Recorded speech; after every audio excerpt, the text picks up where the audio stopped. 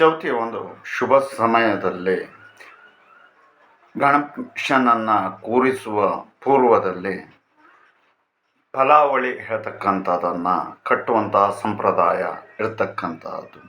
ಅದಕ್ಕೆ ನಾವು ಬೆಳೆದೇ ಇರ್ತಕ್ಕಂತಹ ತರಕಾರಿ ಆಗಿರ್ಬೋದು, ಆನಂತರದಲ್ಲಿ ತೆಂಗಿನಕಾಯಿ ಆಗಿರ್ಬೋದು, ಮಾವಿನ ಟೊಂಕೆ ಆಗಿರ್ಬೋದು, ಗಂಗಮ್ಮನ ಕಾಳಾಗಿರ್ಬೋದು, ಕೋಡನಗೆಜ್ಜೆ ಆಗಿರ್ಬೋದು, ಹೀಗೆ ನಾನಾ ರೀತಿಯಾದಂತಹ ವಸ್ತುಗಳನ್ನು ಅಥವಾ ತರಕಾರಿಗಳನ್ನು ಕಟ್ಟಿ ಶೃಂಗಾರ ಹೇಳ್ತಕ್ಕಂಥದ್ದನ್ನು ಗೊಳಿಸ್ತೇವೆ. ಅದಕ್ಕೆ ಮುಖ್ಯ ಕಾರಣ ಅಂತ ಹೇಳಿದರೆ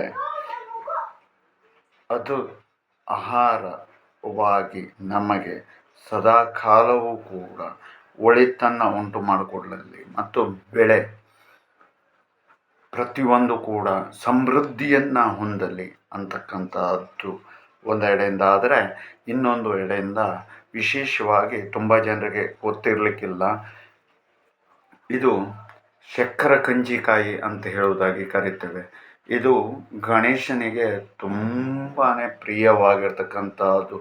ಎಷ್ಟರ ಮಟ್ಟಿಗೆ ಪ್ರಿಯ ಅಂತ ಕೇಳಿದರೆ, ಚೊಟ್ಟಿನ ಮೋದಕ ಹೇಳ್ತಕ್ಕಂಥದ್ದು ಎಷ್ಟು ಪ್ರಿಯವೋ ಅಷ್ಟು ಪ್ರಿಯವಾಗಿರ್ತಕ್ಕಂಥದ್ದು.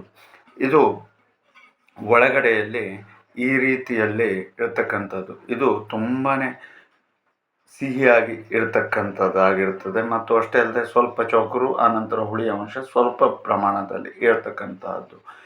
ಇದು ಆತನಿಗೆ ತುಂಬವಾದಂತಹ ವಿಶೇಷವಾದಂತಹ ಫಲದಲ್ಲಿ ಇದೂ ಒಂದು.